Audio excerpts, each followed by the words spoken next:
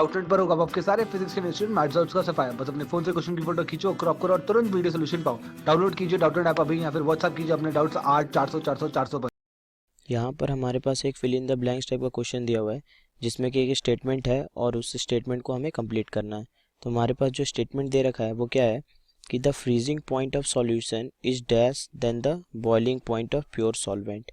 ठीक है, तो हमारे पास कह रखा है, मैं एक चीज़ यहाँ पे सही करना चाहूँगा कि देन द बॉइलिंग पॉइंट नहीं होना चाहिए, यहाँ पे देन द फ्रीजिंग पॉइंट होना चाहिए, freezing point of pure solvent.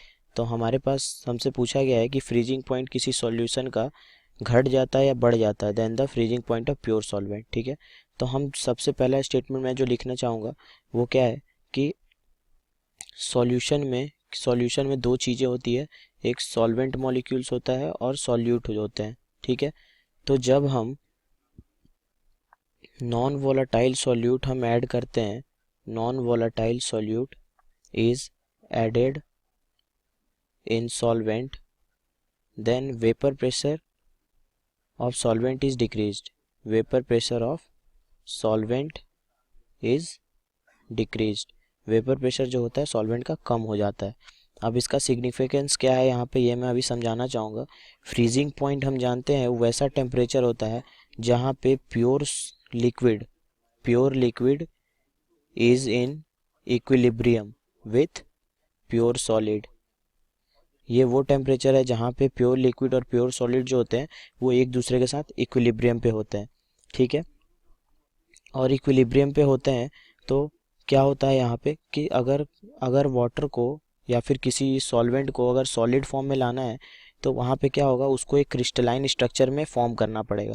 लेकिन जैसे ही हम उसमें एक नॉन वोलाटाइल सॉल्यूट ऐड कर देते हैं सॉल्वेंट में, तो सॉल्वेंट मॉलिक्यूल जो है वो अपने प्योर फॉर्म का जो टेम्परेचर था, मान लेते हैं मैं यहाँ पे वाटर को कंसीडर करता हूँ, तो वाटर जो होगा वो 0 डिग्री सेल्सियस पे फ्रीज करता है।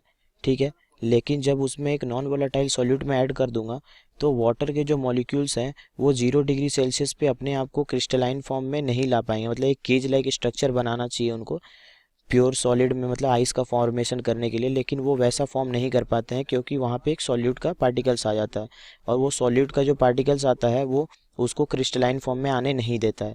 तो इस कारण से हमको टेम्परेचर जो है और लो करना पड़ जाता है ताकि वाटर मॉलिक्यूल्स जो है वो सही तरीके से क्रिस्टलाइन फॉर्म में आ पाएँ और वो फ्रीज़ कर पाएँ। तो यहाँ से हम देख सकते हैं कि जब भी कोई नॉन वोलेटाइल सॉल्यूट हम ऐड करते हैं सॉल्वेंट में तो उसका वेपर प्रेशर कम हो जाता है, और वेपर प्रेशर कम हो जाता है तो हमको वहाँ पे ये लिक्विड जो इक्विलिब्रियम में थे सॉलिड पे वो नहीं रह पाते हैं।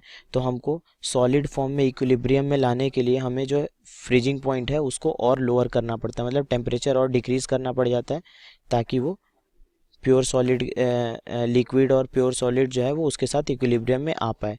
तो यहाँ से हम देख सकते हैं फ्रीजिंग पॉइंट ऑफ सॉल्यूशन जो होगा वो हमारा क्या हो जाएगा, फ्रीजिंग पॉइंट ऑफ सॉल्यूशन हमारा लोअर हो जाएगा than that of pure solvent. ठीक है, तो ये इसका एक्सप्लेनेशन है। Thank you.